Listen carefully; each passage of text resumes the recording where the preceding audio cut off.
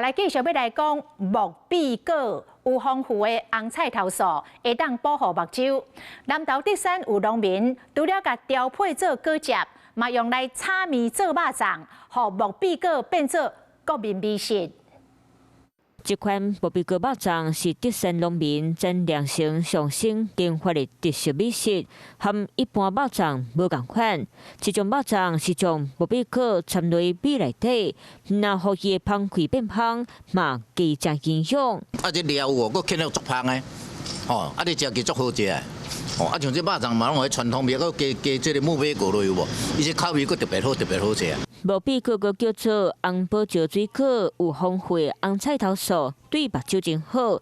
除了肉粽，真良性个研发木比果炒面，结合传统和创新。在前几年又发现木鳖果这个东西对眼睛很好，我就是为了自己的眼睛下去研发木鳖果汁。甲木鳖果掺入食内底，那推广在地的农产品，嘛希望互更多人熟悉这项健康的料理。